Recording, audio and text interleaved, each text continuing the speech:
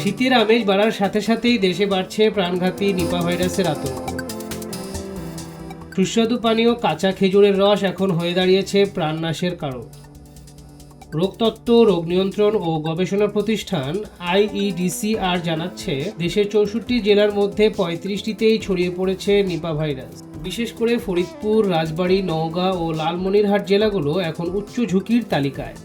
IEDCR এর তথ্য মতে নিপা ভাইরাসের সংক্রমণ যেমন ভয়াবহ, এর পরিণামও ততটাই করুণ। 2024 সালে 5 জন আক্রান্ত হয়ে সবাই মারা গিয়েছিলেন, আর 2025 সালেও আক্রান্ত 4 জনের কেউই বেঁচে ফেরেননি। সর্বশেষ মৃত্যুটি হয়েছে রাজশাহী মেডিকেল কলেজ হাসপাতাল। এই ভাইরাসের কোনো কার্যকর টিকা বা সুনির্দিষ্ট চিকিৎসা না থাকায় একমাত্র সচেতনতাই এখন বাঁচার একমাত্র পথ।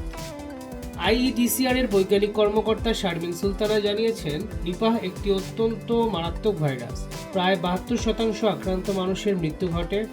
সাধারণত কাঁচা খেজুরের রস পান করার মাধ্যমে এটি ছড়ায়, তবে আক্রান্ত ব্যক্তি থেকে অন্যদের মধ্যে এটি সংক্রমিত হতে পারে।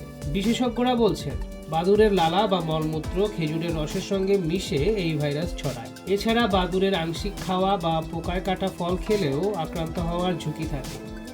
শীতকালে নজরদারি জোরদার করতে সংশ্লিষ্ট হাসপাতালগুলোকে প্রস্তুত থাকার নির্দেশ দিয়েছে স্বাস্থ্য বিভাগ। কোনোভাবেই কাঁচা খেজুরের রস পান করা যাবে না।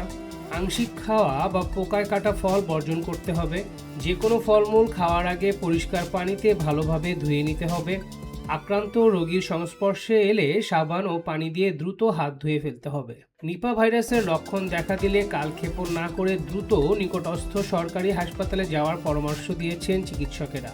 সামান্য 1 গ্লাস কাঁচা রস যেন সারা জীবনের কান্নার কারণ না হয়, সেদিকে খেয়াল রাখার অনুরোধ জানানো হয়েছে।